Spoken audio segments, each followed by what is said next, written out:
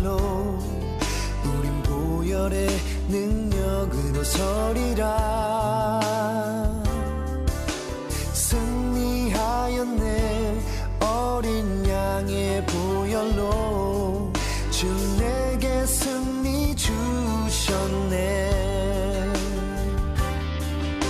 승리하였네. 어린 양의 보혈로 우린 보혈의 능력으로 서리라. 승리하였네. 어린 양의 보혈로 주 내게 승리 주셨네.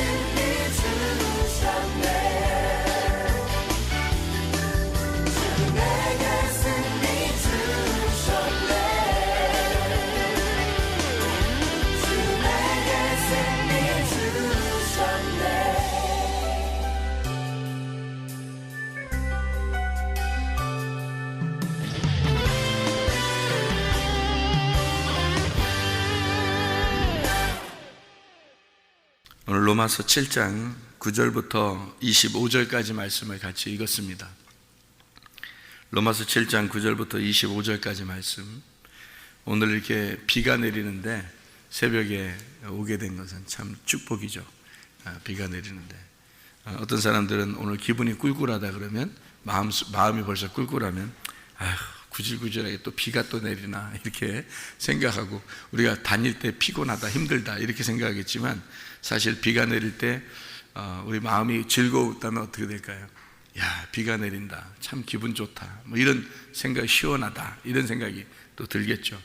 우리는 비가 내리면 좀 힘든 사람들도 있겠지만 이스라엘 같은 데는 비가 내리면 모두 다 일을 하다가도 공부하다가도 학생들도 다 나옵니다. 비를 맞으러.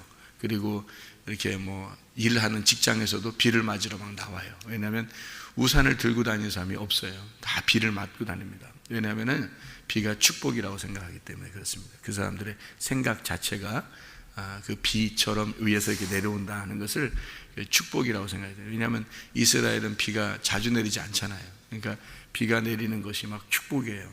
그들 땅은요, 이렇게 물을 저장해 놓고 이렇게 하는 땅이 아니라 이렇게 경사가 졌기 때문에 비가 내리면 다 빠져나가요, 물이. 그러니까 이거를 저장할 수 없는 거예요. 그러니까 하나님이 때마다 비를 내려주셔야 돼요. 그래야 농사도 짓고 하는 그런 땅이거든요, 땅 자체가. 그러니까 하나님의 은혜가 아니면 살아갈 수가 없는 땅, 이게 이제 가나안 땅이고 이스라엘 땅인데, 그러니까 이 사람들이 비가 내리기만 하면 다 나와서 막 좋아하고 길을 이렇게 비 맞으면서 걸어간, 우산을 쓰면은 이상하게 보는 거죠.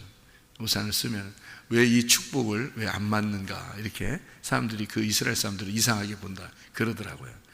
그러니까 이 비라는 게 뭔가 이렇게 봤더니 성경에 이 비가 토라예요. 토라. 이 비라는 게요, 이 율법입니다. 율법이라는 그 말씀이 그 사람들은 이제 비라고 생각을 한 거고, 실제로 비, 소낙비처럼 내리는 거 있잖아요. 그런 거를 율법, 토라라고 이렇게 써놨어요. 그래서 율법을 그들은 맞아야지, 자기들이 율법을 이렇게 말씀을 맞아야지 축복이죠. 율법을 이렇게 안 맞으면 축복이 아니죠. 그러니까 율법을 맞는 거예요. 이렇게 축복을, 그러니까 말씀을 맞는 거예요. 그러니까 비가 내린다, 참 축복이다, 이렇게 생각하면 참 놀라운 거죠. 그러니까 율법이라고 하는 게, 이게 율법이라는 게 나쁜 게 아니에요. 율법이 좋은 거예요. 여기도 그렇게 말하잖아요. 율법은 거룩하며 선하다, 이렇게 얘기하잖아요. 그죠? 율법 자체가 거룩하며 선하다. 그렇기 때문에 너를 어떻게 만든다? 너를 친다는 거죠. 그죠? 율법이 거룩하고 선하기 때문에 너를 만나면 너를 친다는 얘기예요. 너를 치니까 율법에 의하여 네가 죽임을 당하는 거죠. 이게 전쟁이 일어나는 겁니다. 율법이 들어오면 우리하고 전쟁이 일어나요. 그러니까 우리 입장에서는 율법이 적군이고, 율법 입장에서는 우리가 적군인 거예요. 서로가 원수죠. 그래서 서로가 원수가 돼서 싸움이 일어나요. 그럼 싸움이 막 일어나면은 누구 하나가 죽어야 되죠. 그죠? 그래야 전쟁이 끝나는 거잖아요. 그죠? 그러니까 누구 하나가 패배해야 되는 거예요. 누가 패배해야 되는 거예요? 율법이 패배해야 되겠어요? 내가 패배하는 거예요? 내가 패배하는 거예요. 율법이 패배할 리가 없어요. 율법은 수천 년 이렇게 내려오면서 절대 패배하지 않았습니다. 이 율법은 그대로 항상 존재했어요. 사람들이 다 패배한 거예요. 그러니까 패배한 사람만 구원을 받습니다. 그러니까 율법에 의해서 패배한 사람만 구원을 받아요. 그러니까 이게 놀라운 거죠. 율법에 의해서 패배한 자가 구원을 받는다, 그런 겁니다. 그러니까 전쟁을 해야 되는 거고, 전쟁이 필연적인 거죠. 전쟁은. 그러니까 성경에서 전쟁이 일어난다, 그런 말은 필연적인 거고, 우리 그리스도인들에게 영적 전쟁이라는 것은 반드시 필요한 거다, 이런 말이죠. 이 영적 전쟁에서 우리가 승리하려면 무장을 해야 되겠죠. 그래서 에베소 6장 11, 13절에 전신갑주 입으라 그랬잖아요. 그죠? 전신갑주. 전신갑주에서 뭐 어떻게 입으라고요? 전신갑주는 진리 허리띠, 의의 흉배, 평안의 복음의 신발, 믿음의 방패, 구원의 투구, 성령의 검, 곧 말씀을 가져라. 그래서 말씀은 뭐에 있다고? 성령의 검에만 있다고 이렇게 생각하는 사람들이 있는데, 우리가 그렇게 보면 안 된다 그랬죠. 전신갑주는 다 어떻게 알아요? 진리 허리띠 할 때 허리띠에다 신경 쓰지 말라고요. 허리띠에다 신경 쓰지 말고 진리에다가 신경을 써보라고. 진리. 그럼 진리가 뭐예요? 말씀이죠. 그죠? 의의 흉배 할 때 흉배에다 신경 쓰지 말고 의에다가 신경을 써보라고요. 의라는 건 관역에 들어가서 하나가 된 걸 말하는 거니까 그게 말씀이란 말이에요. 그러니까 의에 신경을 써요. 평안의 복음의 신발, 그러면 신발에다 신경 쓰지 말라고. 그러니까 사람들은 신발에 신경을 써, 흉배에 신경 쓰고 방패에 신경 쓰고 그러는데, 그러지 말고 신발에 신경 쓰지 말고 평화의 복음에 신경을 써보라고요. 그러면은 말씀이잖아요, 그게. 그죠?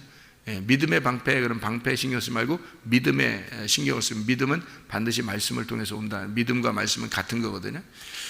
구원의 투구, 그러면 투구에 신경 쓰지 말고 구원에 신경을 써보라고요. 구원은 말씀으로 받는 거기 때문에 금과 은으로 받는 것도 아니고 어떤 기적과 표적으로 구원받는 것도 아니고, 이건 말씀으로 구원을 받는다. 베드로도 그렇게 이야기하는 거죠. 그러니까 구원에 투구할 때 구원, 거기에 신경을 써보면 그게 말씀인 것을 알 수 있죠. 그죠?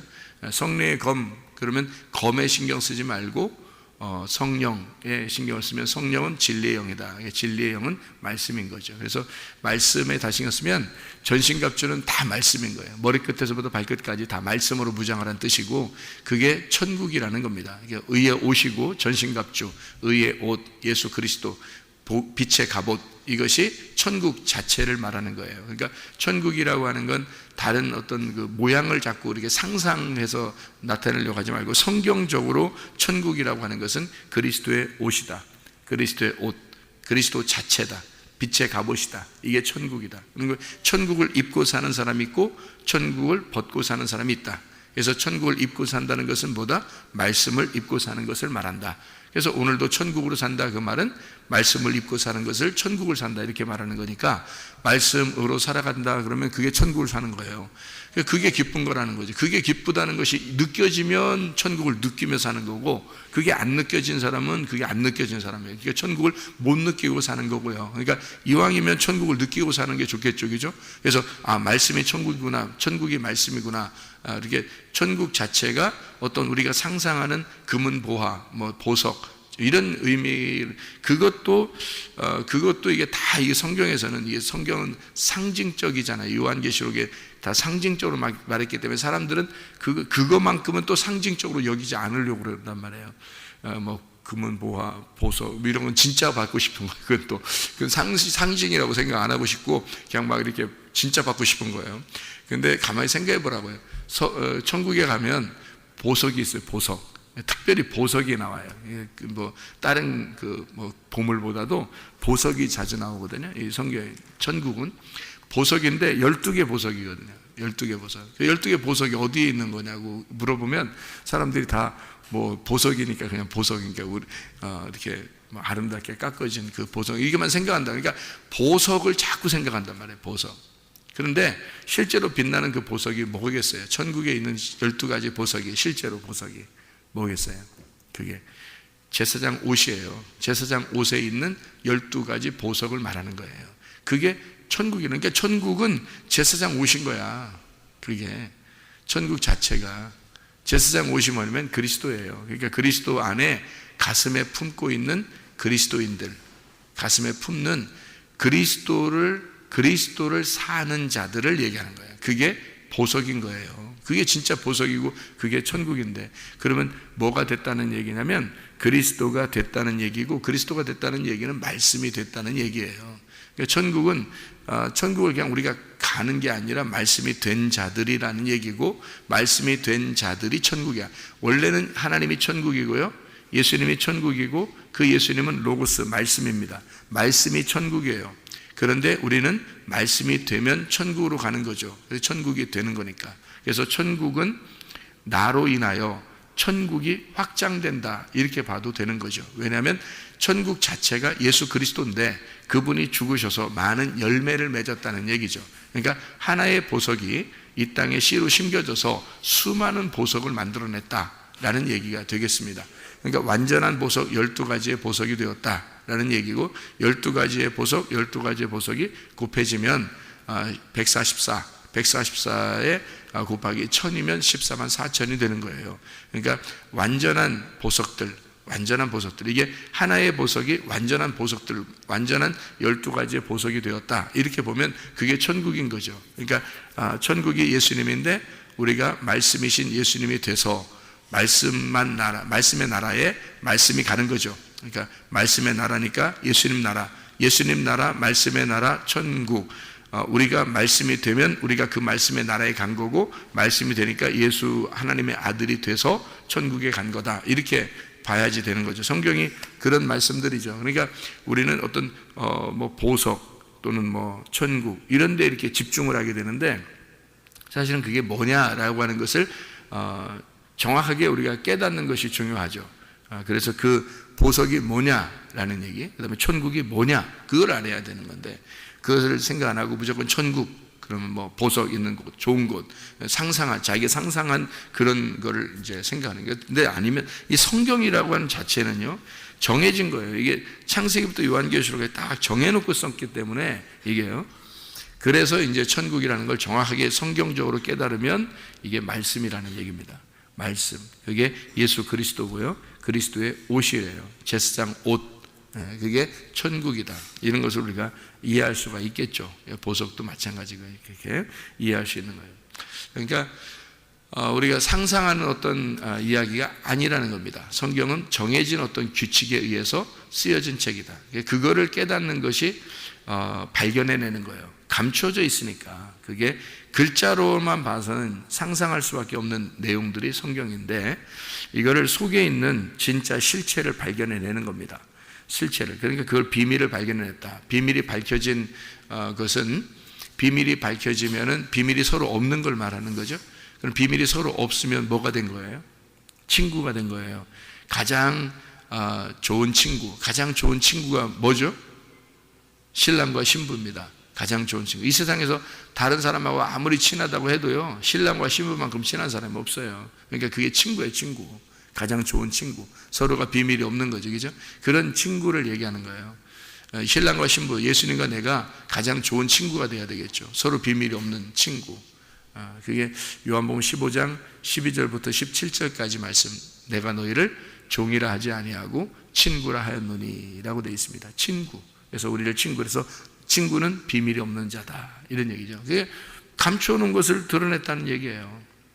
그렇게 이게 성경이 그냥 글자로 조금만 딱 이렇게 보면 이렇게 감춰져 있는 거죠. 내용은 잘 모르니까. 그러니까 그렇게만 보면 이해할 수 없고 상상만 할 수 있는. 왜냐하면 상징적으로 쓴 게 너무 많잖아요. 성경에 상징적으로 쓴 게 너무 많다고요. 그죠? 근데 그런 것들을 우리가 상상을 할 수밖에 없는데, 그 상상하는 것을 갖다가 우리가 성경이라고 생각한다면 그 이상한 책이 되는 거죠. 이게 성경이요.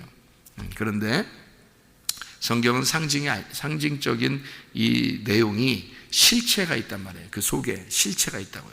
그래서 그 실체를 이렇게 드러내는 거예요. 밝혀내는 거예요. 그래서 그 비밀을 드러내 보니까 그게 누구냐면 그리스도였더라. 예수 그리스도. 그 분이 예수 그리스도라는 것을 우리가 발견해내는 겁니다. 이걸 그 보화를 발견해내는 거예요. 그러니까 그 발견해내면 친구가 된 거죠. 근데 그 친구는 누가 와야지만 친구면 신랑이 와야 친구예요.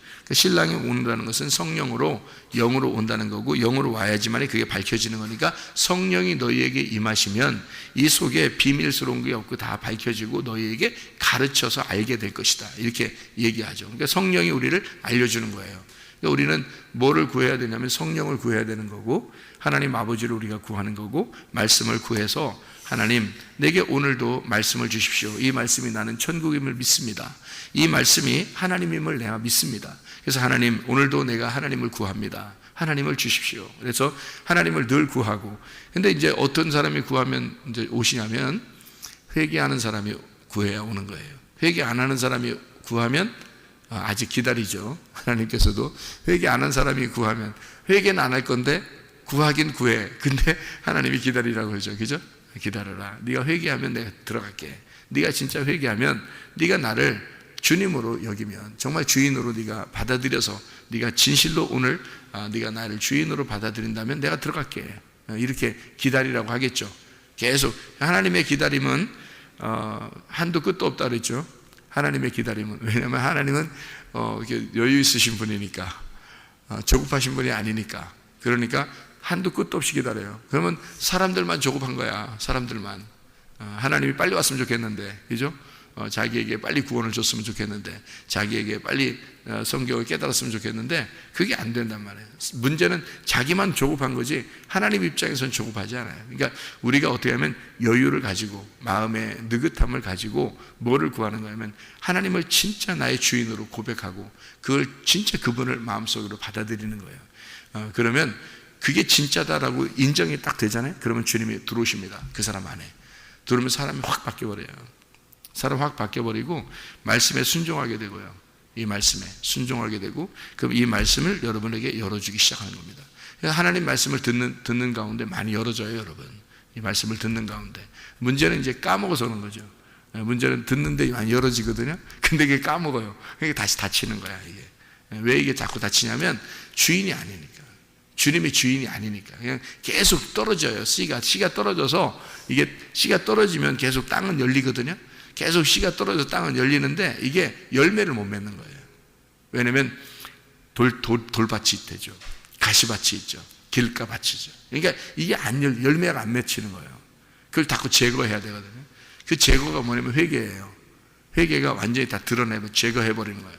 그러면 이 말씀이 심겨지죠. 심겨진 말씀이 되고 열매는 반드시 맺혀지게 되어 있습니다. 사람이 확 바뀌어버리죠. 당연한 겁니다. 성경에 있는 건, 그러니까 안 되는 걸 자꾸 쓰고 이러는 거 아니에요. 성경이 솔직히 그래서 되는 사람은 되는 거고요, 안 되는 사람은 안 되는데, 이 되는 사람은 성경에 되는 사람들 있잖아요. 이게 에녹이나 노아나 아브라함이나 이런 사람 다 되잖아요. 그죠? 되는 사람이, 그 사람들은 진짜 되는 사람이다라는데 실제로 아브라함 별거 아닙니다. 여러분, 아브라함 별거 아니에요. 성경에 쓰니까 부인 팔아먹었다 이래서 별거 아닌가, 그게 아니라요. 실제로 별거 아니에요. 모세도 별거 아니고 바울도 별거 아니에요. 실제로 성경을 여러분 가만히 이렇게 보면 별거 아닌 사람들이에요. 실제로는. 근데 우리가 볼 때는 우리가 너무 별거 아니니까, 자기가 너무 별거가 아니니까, 그러니까 이 사람들이 굉장히 보이는 거예요. 이 사람들은 진짜 승리한 사람들이, 이기는 사람들이니까 굉장한 사람처럼 보이잖아요. 근데 사실은 이 사람들도 별거 아니에요. 그러니까 이긴 자라고 하는 건 뭐 그렇게 별거인 사람이 뭐 이기고 그런 게 아니고, 별거 아닌 사람에게, 별거 아닌 사람이라는 게 정말 죽을 수밖에 없는 사람, 죄인인 사람이잖아요.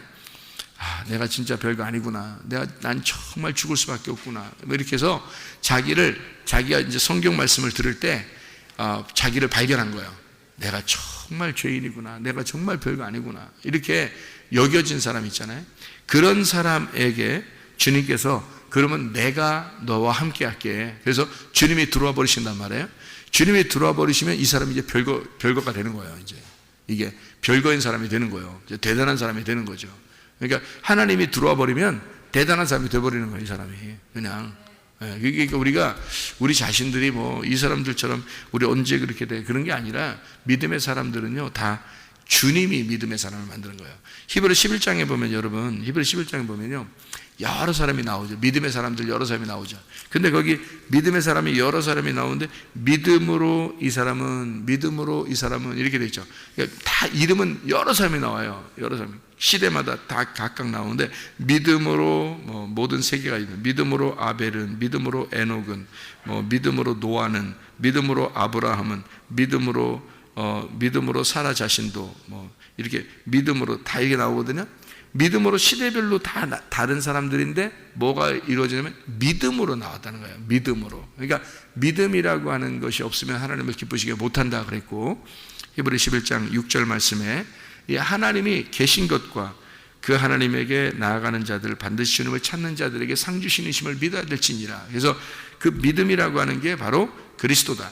이게 그리스도라고 하는 믿음으로 이 사람들이 이렇게 살았다라는 얘기예요. 그러니까 사람들은 다 서로 그 시대마다 다른데, 그리고 다 이렇게 바뀌는데 믿음이 안 바뀌는 거예요. 믿음으로 다 모든 게 바뀐 그 시대가 믿음으로 계속 이어져 나갔다는 거예요. 그러면 지금 시대에도요 우리가 뭐만 가지면 되는 거예요? 믿음만 가지면 되는 거예요. 그러니까 믿음으로 믿으라는 거예요. 이게 믿으면 그 시대 사람이 되는 거예요. 우리가 아브라함과 이삭과 야곱의 시대에 그 아브라함과 이삭과 야곱 같이 이긴 자, 그 사람들이 어떻게 그렇게 되냐? 믿음으로 가능했다는 거예요. 그러니까 믿음을 우리가 지금 가지면 우리가 아브라함과 이삭과 야곱, 그 다음에 나, 이렇게 되는 거죠. 그럼 그 믿음으로 아브라함, 믿음으로 이삭, 믿음으로 야곱, 믿음으로 나, 이렇게 되는 거지. 그러면 믿음으로 지금까지 이어지는 거잖아요. 그러니까 믿음을 가진 사람들만 지금까지도 그 믿음이 이어지는 거라. 나머지는 믿음 없으니까 자기가 최고가 되는 거예요. 그러니까 믿음으로 이루어지지 않았죠. 그럼 자기가 살아있는 거지. 그럼 믿음으로 된 게 아니라 자기가 된 거죠. 그러면 믿음이 아니니까 하나님도 안 들어오는 거야, 아직. 그러니까 믿음이 들어와 버려야 되거든요. 믿음이라는 하나님이 들어와 버려야 되는 거예요. 근데 그게 안 들어온 거예요. 들어와 버리면 어떤 사람한테 들어오냐면요, 일단 충돌이 일어나는 사람한테 들어와요. 충돌. 말씀이 들어오면 말씀하고 나하고 어떻게 돼요? 반드시 충돌이 일어납니다. 반드시 충돌이 일어나서 이게 싸워야 되는 거예요. 전쟁이 일어나는 거거든요. 전쟁이 일어나서 한쪽이 다 파괴가 돼야 돼요. 그러니까 죽을 때까지 하여튼 하는 거야, 이거는. 그러니까 둘 중에 하나는 깨져야 돼, 하여튼. 그래서 그렇게까지 하는 거거든요. 그래서 여기 지금 이제 바울이 자기가 이 로마서를 쓰면서 나는 진짜 곤고한 사람이다 막 이러니까, 제가 생각할 때 이 사람 뭘 그 곤고한 사람인가, 이 사람이 살면서 나는 곤고한 사람이야 막 이렇게 그렇게 사는 줄 알았거든요. 근데 그런 게 아니더라고. 이게 그 곤고하다는 말이 이게 로마서 7장에 곤고하다라는 말이 있거든요. 24절에 오라 나는 곤고한 사람이로다 이렇게 하니까 진짜 엄청 막 이렇게 곤고하 이렇게 사는 줄 알았는데 그게 아니고, 바울이 여기 곤고하다라는 말이요, 헬라어로 탈라이포로스라는 단어예요. 탈라이포로스. 이게 무슨 단어냐면 전쟁에서 패배해가지고 잡혀있는 병사, 전쟁에서 완전히 져가지고요, 이게 잡힌 거야. 포로로 잡힌 거예요. 그런 병사가 이렇게 힘이 없어서 지쳐가지고 이렇게 있는 모습이에요. 그러니까 이게 뭐 의욕이 없는 거죠. 한마디로 그냥 의욕이 없어서 이렇게 뭔가 막 의욕적으로 해볼 만한 그런 게 없는 거예요. 전쟁에서 패배해가지고 전쟁으로 포로로 이렇게 잡혔거든요. 병사가 포로로 잡혀가지고 그냥 지쳐가지고 그냥 끌려가는 거, 이렇게 그런 모습이에요. 이게 공고한 모습이라는 게. 그러니까 자기의 의욕적인 힘이 사라져 버렸다는 얘기입니다. 자기가 하나님하고 싸워가지고 진 거예요. 그래서 비참한, 내가 지금 비참하다, 그 말이거든요. 이게 그러니까 완전히 패배한 거예요. 완전히 패배하니까 어떤 상태를 얘기하는 거예요? 이게 완전히 패배한 상태니까, 완전히 패배해서 지치고 비참한 상태를 얘기하는 거예요. 그게 곤고하다는 거거든요. 그럼 이게 뭐예요? 승리했다는 얘기입니다. 승리했다. 야곱이 하나님하고 싸워가지고 이겼다 그러죠. 이긴 게 진짜 이긴 거예요. 하나님하고 싸워가지고 하나님 자꾸 안 보내주려고 끝까지 붙들고 있으니까 허리 분질러 놨어요. 그죠? 허리를 분질러 놓으니까 그거를 하나님 뭐라 그래요? 이겼다 그러죠. 그죠? 그러니까 완전히 패배해서 싸울 기력이 없는 자, 이러면 이긴 거란 말이에요. 그 상태를 지금 여기서 곤고하다라고 얘기한 거예요. 그러니까 우리가 생각하는 어떤 막 고민하고 고민해서 막 나는 진짜 하나님을 위해서 살아야 되는데 막 내가 죄 가운데 이렇게 살게 되고 나 어떡하지 막 고민하고 막 이런 것 같잖아요. 우리가 생각할 때 곤고하다 그러면. 그래서 바울이 막 그런 갈등 속에서 아직도 그런 갈등 속에 살았어 뭐 이렇게 생각할 수 있잖아요. 여기서 아니죠. 그런 게 아니라 패배한 겁니다. 패배했어요. 전쟁에서 패배해서 완전히 포로로 잡혀서 버렸어요. 비참하고 처절하고, 그래서 너무 지쳐 있어요. 그러니까 자기의 힘이 다 빠져버린 겁니다. 야곱이 하나님하고 싸워서 허리가 분질러져 버린 상태예요. 그러면 하나님은 야곱에게 너 승리했다, 너 이스라엘이라고 하겠다. 바울이 하나님하고 싸워서 완전히 패배해버린 거예요.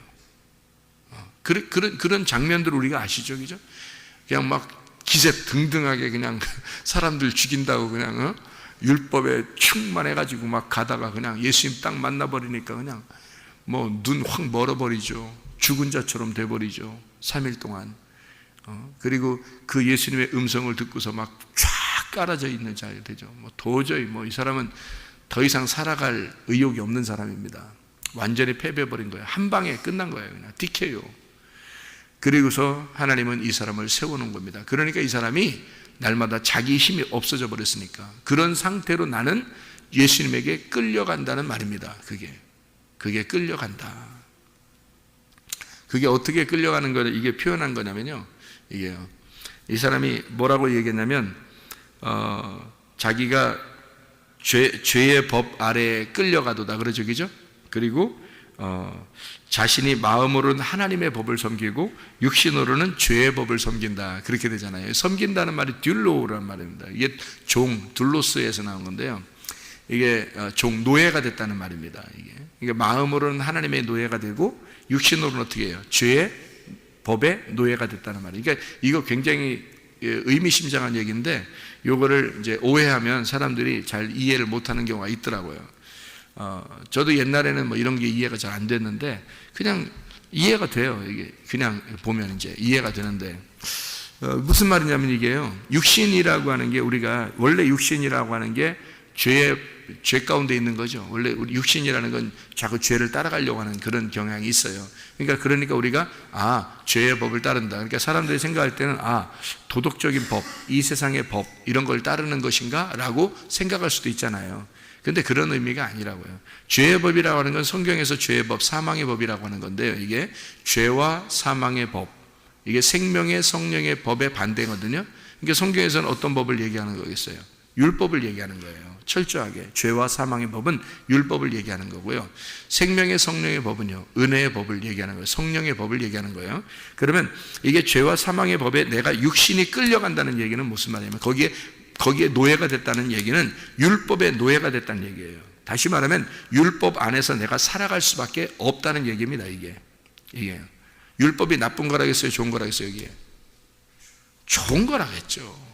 거룩하고 선하다고 했잖아요. 이게. 그게 뭐와 같다고요? 내리는 비와 같다고. 율법이라는 게 이게 우리에게 내리는 비와 같은데 그것을 피하고 다닐 수 없잖아요. 비를 맞아야지, 그죠? 율법을 맞아야 된단 말이에요.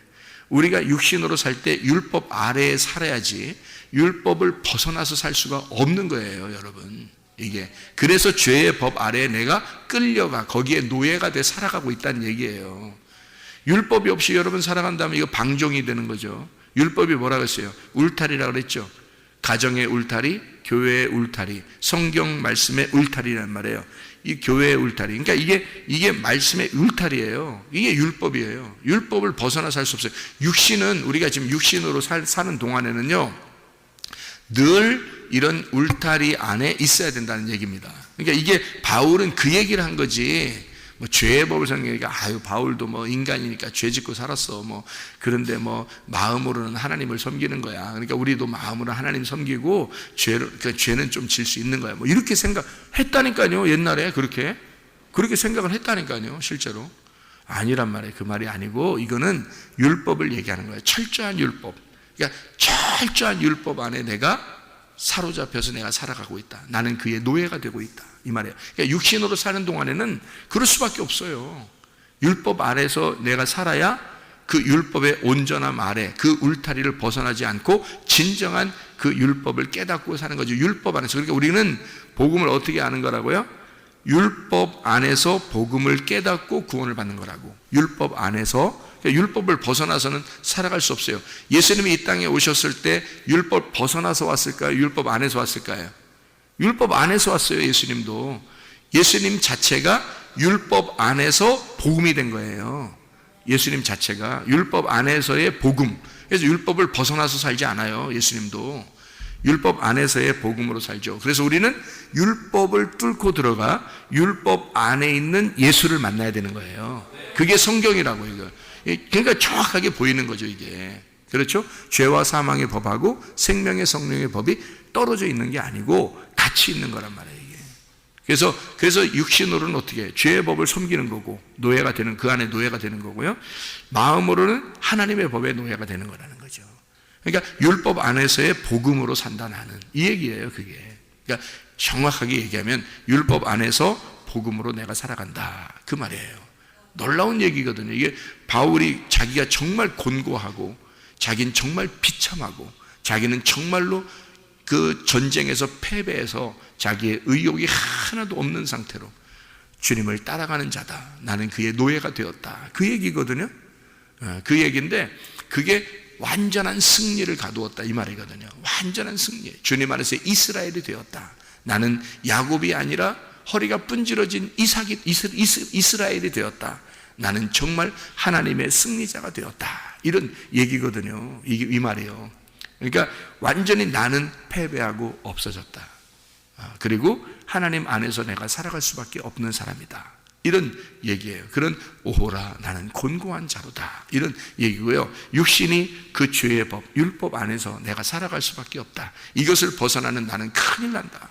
이 율법이라는 이 말씀이 선하고 거룩한 것이다. 그래서 나를 감싸고 있고 나의 울타리가 되고 있다. 나는 그 안에서 노예처럼 살아가고 있다. 이 말이고요. 그래야 우리가 그리스도의 거룩한 백성이 되는 거예요. 여러분, 그 율법이 있어야 그 율법 안에서 그러나 그는 마음으로 하나님의 법을 따른다. 생명의 성령의 법 안에 있다. 자기는 그래서 성령으로 자유하고 기쁘고 복음을 만났다. 그 율법 안에서 나는 복음으로 살아가고 있다. 얼마나 행복한가? 얼마나 승리자인가? 얼마나 주님 안에서 기쁘게 살아가고 있는가 하는 말씀드립니다. 여러분, 오늘도 그리스도 안에서 율법 안에 복음을 만나 그리스도 예수 안에서 살아가는 하나님의 사람들이 되시기를 바랍니다. 기도하겠습니다.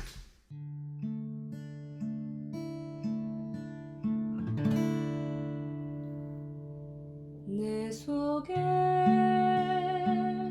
내가 너무도 많아서 당신을 쉴 곳 없네. 내 속에